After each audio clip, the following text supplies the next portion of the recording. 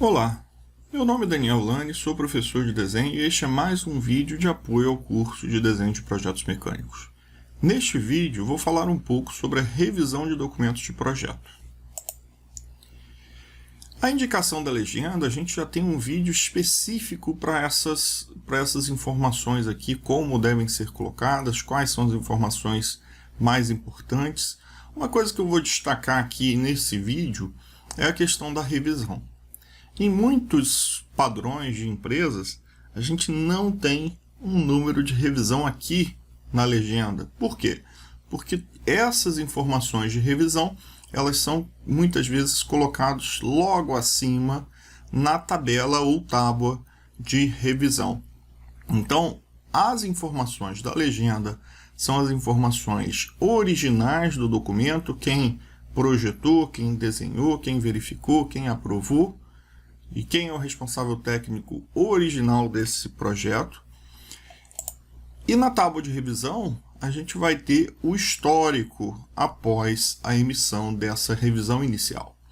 Então, para cada uma das revisões adicionais que forem feitas ao longo do tempo, eu tenho que colocar aqui um número ou letra para essa revisão, colocar a referência. A referência é nada mais do que a malha que foi utilizada, é como se fosse uma batalha naval. Então, essa revisão feita, ela está aqui na posição E8. Né? Então, a gente vê a malha na vertical, na horizontal, para encontrar a posição dessa mudança aqui de espessura da chapa de 4 para 6. Então, em algum momento, o projetista ou a empresa sentiu essa necessidade de alterar a espessura da chapa para resolver algum problema, seja de atendimento à norma, seja um problema estrutural ou qualquer necessidade do seu cliente. Então, o que aconteceu? Ele teve que alterar a espessura da chapa na posição E8. Então, eu vou lá na posição E8 e verifico a alteração. Em muitos casos, quando eu tenho diversas alterações, eu não preciso colocar aqui a descrição completa, ou seja, todas as alterações do documento. Fica inviável. Então, normalmente eu coloco aqui alterado ou modificado, onde indicado, onde mostrado, ou faço uma descrição mais genérica, né? E a indicação a gente vai ver logo mais é com amebas, com nuvens, que vão exatamente definir o que foi modificado, onde foi modificado, né? Temos que ter sempre um responsável por aquela alteração. Então, essa alteração aqui foi feita por quem? Né? Em alguns casos, a empresa, ela, além do responsável que foi executor, ele também coloca aqui, né, quem verificou, quem aprovou, porque também são importantes, né, de serem mapeados e manterem um histórico aí dessas informações. A data também é muito importante, porque ao longo do tempo, esses documentos eles sofrem alterações. Então, essa data aqui, ela vai ajudar a manter essa rastreabilidade. Para cada item revisado, a gente vai ter que indicar o que foi alterado e quando foi alterado, né? Então, a gente tem aqui uma marca de item revisado, ou seja, aquela revisão A, né, ela vai ter indicado os itens num triângulo, né, num triângulo aqui com a marca A. Então, eu sei que todos os pontos que foram alterados vão receber essa marcação, essa indicação aqui de revisão. Na próxima revisão, que não vai ser a A, vai ser a B, eu vou trocar essas indicações por um triângulo com a letra B dentro. E em muitos casos a gente vai simplesmente apagar o que foi revisado, ou seja, o histórico do que foi revisado fica na revisão realizada. Então não preciso manter todas esses triângulos de indicação, porque aí se eu quiser saber o que foi revisado aquela data específica, eu abro o arquivo referente àquela revisão. Então vamos ver um exemplo aqui de uma revisão, né, de inclusão de um furo. Né? Então, na revisão anterior não tinha esse furo, ou o furo era diferente, com outro tamanho, ou outra posição. Outra posição não, porque já não tem aqui a ameba nessa cota, né? Então, tudo que eu alterar, eu tenho que circular com essa nuvem, essa ameba que a gente chama. Então, aqui foi circulado furo de 6 de diâmetro.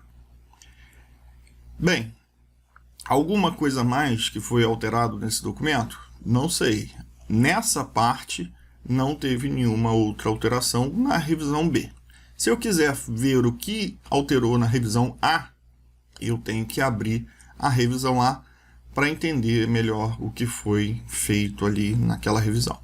Mas na revisão B, que tem uma data específica, foi alterado esse furo. Se eu tiver uma exclusão, por exemplo, se eu, na revisão C,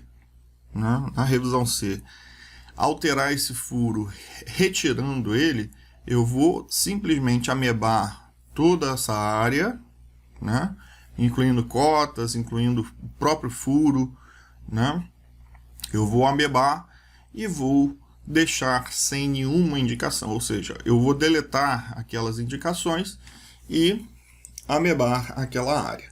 Isso é importante para que a pessoa veja que alguma coisa foi modificada naquela área.